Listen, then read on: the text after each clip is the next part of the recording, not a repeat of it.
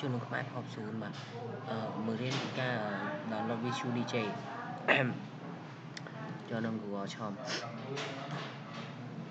បាទអ្នកអរគ្នាមើល Google ឆមអ្នកអរគ្នាមើលទៅនេះអក្សរ E នេះគឺ internet ឬក៏ internet ក៏បានដែរឬក៏ Google ទេបានដែរសេចក្ដីអ្នកអរគ្នាខ្ញុំចង់ download នេះអ្នកខ្ញុំចូលកម្មវិធីបានដល់ website search បានអ្នកខ្ញុំចូលបានទាំងអស់បាទថ្ងៃនេះខ្ញុំរៀនស្អកកបន្តិចខ្ញុំមិនសូវនិយាយឲ្យបានច្រើនដែរបាទនេះវាចេញហើយអ្នកខ្ញុំក៏នៅពីបាទថង visual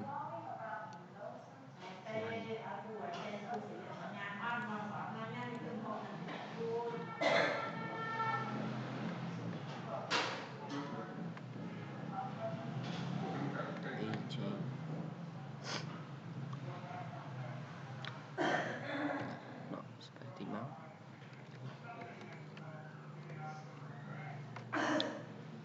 ចូល phrase ន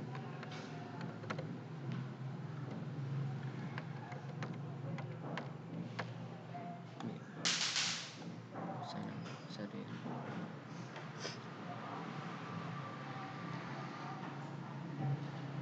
បាទអ្នកគ្នាជួយ subscribe និង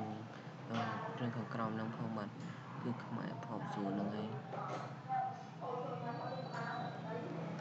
គឺការ remix លើតាកម្មវិធីនឹងខ្ញុំក៏ប្រាប់ដែរremix មកខ្ញុំញ៉ាំបាទខ្ញុំគ្លីកអុំក្រោមតិចនេះយើងយកអាក្រមនេះកុំយកលើវាបោវាយើងយកក្រោមតិចណានេះវាចេញបាទលើវាចេញហើយសម្រាប់ subscribe និង share ផងបាទហើយជាកបន្តិចហើយនេះ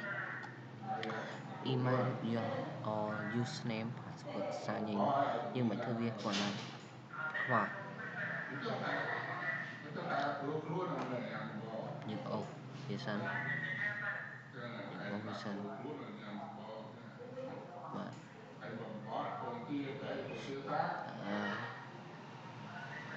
នេះបាទគឺកម្មវិធីនេះយកនេះ